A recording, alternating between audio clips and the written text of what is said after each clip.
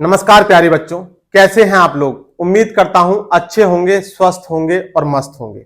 आज हम बात करेंगे यूपी पुलिस 2024 का जो एग्जाम हो रहा है उसके वो 2 घंटे 2 आवर किस तरीके से प्रयोग में लाए जाएं कि हमारा सिलेक्शन हो जाए। देखिए, हमने बहुत अच्छे से पढ़ाई क्यों ना कर रखी हो, लेकिन वो एग्जाम के 2 घंटे अगर हम सही तरीके से प्रयोग में नहीं लाते हैं तो हमारा सिलेक्शन किसी भी कीमत पर नहीं होता है।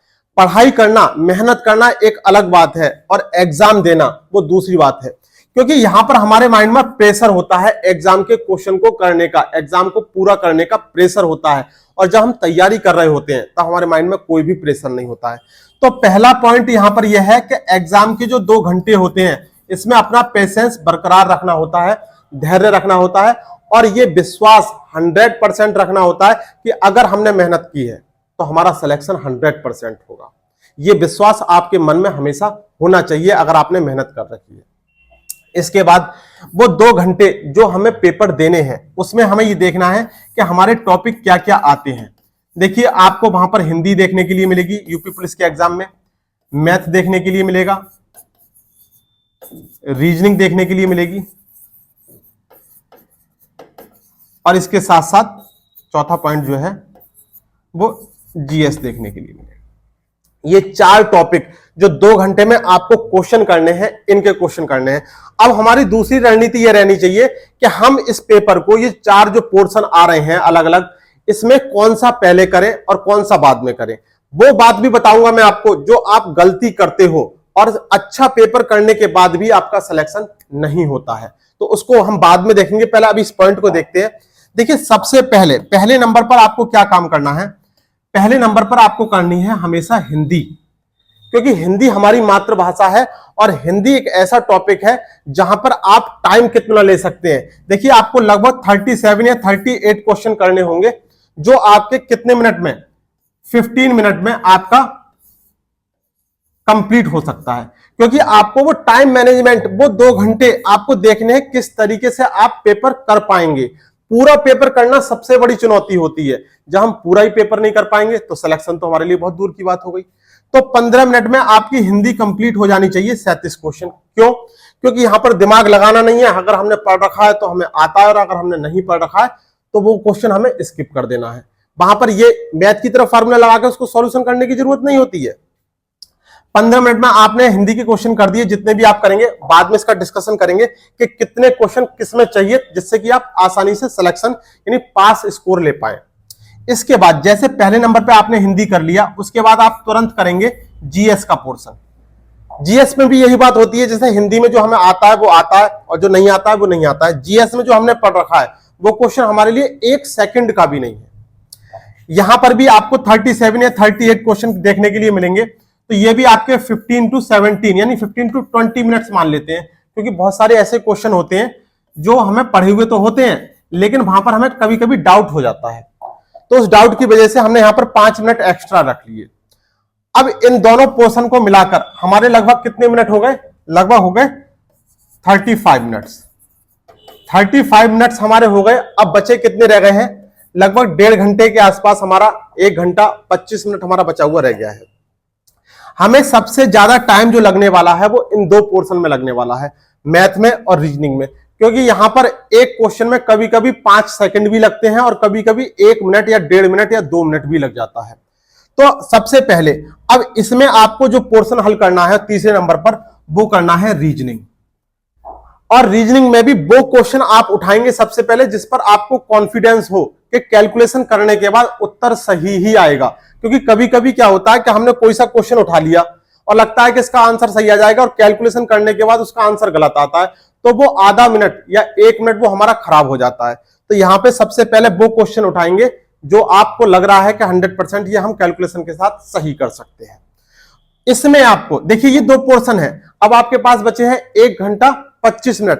तो आप इन 2 पोर्शन को बहुत आराम से 1 घंटा 25 मिनट में बहुत आराम से कवर कर सकते हैं, क्योंकि सबसे ज्यादा जो टाइम लगेगा वो इन 2 पोर्शन में ही लगेगा।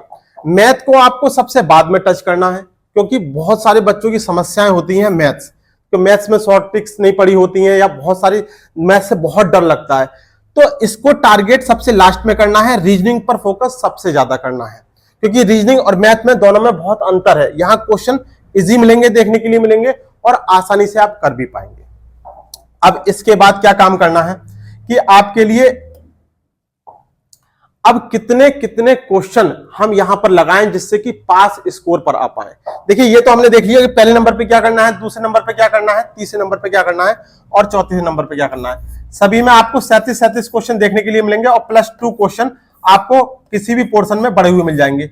इस तरीके से जो है आपके टोटल 150 क्वेश्चन बन जाएंगे। ठीक, अब 150 क्वेश्चन में आप 100% श्योर जो हो जाएंगे वो कितना पास स्कोर कितना है, 240 प्लस स्कोर जो है आपके सिलेक्शन को रोक नहीं सकता। 100% आपका सिलेक्शन होगा 240 पर। अब 240 का टारगेट कैसे हमने सेट किया है वो देखते हैं कि 240 यहां पर आपका सिलेक्शन रुक नहीं सकता किसी भी कीमत पर। अब हम बात करें, सबसे पहले अगर हमने हिंदी करी थी तो देखिए हिंदी में हमने कितने क्वेश्चन लगाए कि हमारा जो है औरों का एवरेज कम हो जाए। देखिए यहां पर आप हिंदी में 30 क्वेश्चन बहुत आराम से कर सकते हैं। कुछ नहीं आता, ग्रामर आती है, ग्रामर पर फोकस करना है। 1-2 क्वेश्चन ऐसे पढ़े हुए अलग से आ जाते हैं, जैसे जो कभी बुक्स होती हैं उनके लेखक वगैरह पूछ लें तो वहां पर हमने 3-4 क्वेश्चन वो अलग निकाल दिए हैं। तो 37 या 38 क्वेश्चन में से 30 क्वेश्चन बहुत आराम से हल हो जाएंगे। यहां से हमें लगभग कितने नंबर मिल जाएंगे, 60 मार्क्स मिल जाएंगे, 60 मार्क्स हिंदी में से। ऐसे ही हमें मैथ में, देखिए मैथ में आपको बहुत ज्यादा करने की जरूरत नहीं है, जितना आता है उतना तो करना ही करना है। एक होता है ना जैसे तुक्का लगाना या गलत कर देना, गलत नहीं करना है, गलत करने से बचना है। यहां पर आप कितने 37 या 38 क्वेश्चन में से 29 क्वेश्चन या 30 क्वेश्चन ले सकते हैं। 7-8 क्वेश्चन आप आराम से जो है स्किप कर सकते हैं, जो कठिन लगे या बड़े बड़े लेंथी या लैंग्वेज वाले क्वेश्चन होते हैं आप उनको हटा सकते हैं। तो यहां से आपको कितने मार्क्स मिल जाएंगे, 58 मार्क्स मिल जाएंगे। रीजनिंग एक ऐसा टॉपिक है जो मैथ से बहुत आसान होता है, तो इसमें 30 प्लस क्वेश्चन आपको करने हैं। 30 प्लस क्वेश्चन करेंगे तो 2 नंबर के हिसाब से यहां पर कितने नंबर मिल जाएंगे, 60 नंबर यहां मिल जाएंगे। और जीएस, देखिए जीएस में क्या होता है, आज जो घटना घटी वो कल क्या बन गया, वो कल हिस्ट्री बन गई।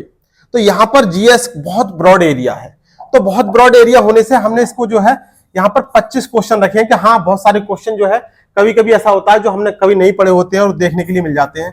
तो यहां पर हमने कितने नंबर मान लीजिए, 50 नंबर। अब ये कितने नंबर हो गए, 8, 6 और 5 11 और 5 16 और 6 22। कितने नंबर हो गए, 228। 228 नंबर हो गए। अब पास स्कोर है हमारा कितना, 240। ये नंबर भी आपके बुरे नहीं हैं, सिलेक्शन इस नंबर पर भी होगा। लेकिन अभी अब देखिए हमें 100% श्योरिटी चाहिए। हमें क्या है, हमें 100% श्योरिटी चाहिए कि हाँ हमारा एग्जाम निकलेगा ही निकलेगा। तो वो 240 नंबर पर 100% श्योर निकलेगा, चाहे आप वो किसी भी कैटेगरी में हो। तो अब देखिए यहां पर कितने नंबर कम रह गए, यहां पर लगभग 12 नंबर के आसपास कम रह गए। 12 नंबर का मतलब है 6 क्वेश्चन। 6 क्वेश्चन आपके जो कम रह गए हैं वो आपकी तैयारी पर डिपेंड करता है कि वो 6 क्वेश्चन आप किस वाले पोर्शन में से बढ़ा पाए, हिंदी में से बढ़ा पाए, रीजनिंग में बढ़ा पाए, या मैथ में बढ़ा पाए, या जीएस में बढ़ा पाए। इतने क्वेश्चन, इतने मार्क्स आपको ऐड कर कर बहुत आसानी से मिल रहे हैं। 5-6 क्वेश्चन आपके बुद्धि विवेक पर आधारित होंगे, आपके एजुकेशन, आपकी स्टडी, आपकी मेहनत पर आधारित होंगे। तो इस तरीके से 240 आपके आ जाएंगे। अब हम बात करेंगे सबसे बड़ी गलती जो कि आप एग्जाम में करते हो और बहुत अच्छा पेपर करने के बाद भी आपका सिलेक्शन नहीं होता है। वो गलती आप कितने भी अच्छे स्टूडेंट्स क्यों ना हो, अगर वो गलती आप करेंगे तो आपका सिलेक्शन नहीं होगा। क्योंकि हमने सब कुछ देखा, 15 मिनट में हमने हिंदी कर ली, 15 से 20 मिनट में हमने जीएस कर लिया और लगभग 1.5 घंटे में हमने क्या मैथ भी निपटा लिया और रीजनिंग भी निपटा ली। अब सबसे महत्वपूर्ण बात है जो ओएमआर सीट आती है, कौन सी, ओएमआर सीट, जिस पर हमें गोले काले करने होते हैं। वो सीट भी तो हमें भरनी है, 150 क्वेश्चन के हमें गोले भी तो काले करने हैं। अब बच्चे मोस्टली आप लोग क्या गलती करते हो, आप करते हो कि जितने क्वेश्चन जब आप पूरा पेपर हल कर लेते हो तब आप गोले काले करने बैठते हो। आपने क्वेश्चन कर लिए, अगर आपने ये गोले काले नहीं करे हैं, गोले काले करने का मतलब क्या है, जैसे एक कोई क्वेश्चन आ रहा है, इसके 4 ऑप्शन आ गए, ए बी सी डी, तो जो सही आंसर होता है उसका हमें गोला काला करना होता है। तो इस तरीके से आपको ये जब तक गोला काला नहीं करेंगे वो उत्तर आपका सही नहीं माना जाएगा। तो ये करने से मतलब नहीं है, ये तो करना ही है, साथ में आपको गोले भी काले करने हैं ओएमआर शीट के। तो ओएमआर शीट के अगर गोले काले क्या करते हैं आप लोग, करने के लिए आप ऐसा करते हैं कि सारा पेपर हल कर लेते हैं और पेपर हल करने के बाद तब उसको करने के लिए बैठते हैं। अब क्योंकि हमें लास्ट में मैथ और रीजनिंग कर रहे होते हैं तो हमें वहां पर समय का पता नहीं चलता है कि 1 से 1.5 घंटा कब बीत जाता है। अब ये जो गलती आप लोग करते हैं कि सारे गोले एक साथ करते हैं, ये गलती आपको नहीं करनी है। आपने सबसे पहले हिंदी कर ली, हिंदी आपने निपटा ली, जितने भी क्वेश्चन करे हिंदी के 25 करे, 20 करे या 30 करे, पहला काम है उसके गोले काले करना। क्यों? जैसे ही आपने 25 से 30 गोले काले कर लिए, आपका एक कॉन्फिडेंस का लेवल बढ़ जाएगा कि हाँ हमारे 30 क्वेश्चन कंप्लीट हो गए। यहां क्वेश्चन करने से आपका कॉन्फिडेंस नहीं बढ़ेगा, आपका कॉन्फिडेंस बढ़ेगा गोले काले करने से, क्योंकि जितने गोले आपके काले होते जाएंगे उतने ही क्वेश्चन आपके माइंड से बिल्कुल हटते जाएंगे। उन क्वेश्चनों को आपको फिर से देखने की जरूरत नहीं पड़ेगी क्योंकि गोले काले हो गए। अब इसमें करने के लिए कुछ नहीं बचा, आप इसका आंसर भी चेंज नहीं कर सकते। और इसमें गोले काले करने में लगभग 15 मिनट का समय, आप मानकर चलिए कि 15 मिनट का समय लग जाता है। तो हमें इस टाइम में ये 15 मिनट भी एडजस्ट करके चलने हैं कि ये 15 मिनट हमें कैसे निकालने हैं। निकालेंगे कैसे? वो इसी टाइम में से जो आपका मैथ और रीजनिंग का टाइम है, कौन सा, 1 घंटे 25 मिनट का, इसी में आपको मैथ इसका गोले काले करने का टाइम निकालना है 15 मिनट का। जो पोर्शन होता जाए उसके क्वेश्चन जो है आप गोले काले करते जाएंगे। तो आपका मान लीजिए लास्ट टाइम आपका बच रहा होगा कि लास्ट अंतिम 15 मिनट बच रहे हैं और आपने 3 पोर्शन के गोले लगा रखे, किसी कारणवश से आप नहीं गोले लगा पाए, तो ये बात तो रहेगी कि हाँ आपके 4-6 क्वेश्चन छूट जाएंगे। छूटने नहीं चाहिए, किसी भी कीमत पर नहीं छूटने चाहिए। अगर आपने मेरा कहना माना तो आप यकीन मानिए आपका एक भी क्वेश्चन नहीं छूटेगा जितने क्वेश्चन आपने करे होंगे। तो क्या है, अगर किसी वजह से क्वेश्चन छूट भी जाते हैं तो क्या होगा, 4, 5, 6 क्वेश्चन आपके छूटेंगे। लेकिन हम पासिंग स्कोर से बहुत आगे चल रहे हैं, ये हमारा टारगेट है। तो अगर 4-6 क्वेश्चन छूट भी जाते हैं तब भी आप सिलेक्शन की रेंज में रहेंगे, इस बात को ध्यान रखना। तो गोले काले करना, हर टॉपिक जो आपका होता जाए उसके इंडिविजुअल गोले काले करते चले जाए। सबसे पहले हमने हिंदी के गोले काले कर लिए, हिंदी करने के बाद फिर हमने जीएस करी, जीएस के गोले काले कर लिए, उसके बाद हमने रीजनिंग करी, रीजनिंग के गोले काले कर लिए, फिर मैथ करी, मैथ के गोले काले कर लिए। ये सबसे बड़ी गलती थी। हम अधिकतर बच्चे बहुत सारे, ये मैंने भी अपने स्टूडेंट्स लाइफ में मिस्टेक करी है। शुरुआत में जब मैं पेपर देने जाता था तो पूरा पेपर करने के बाद ही गोले काले करता था। ये ऐसी गलती आपको नहीं करनी है।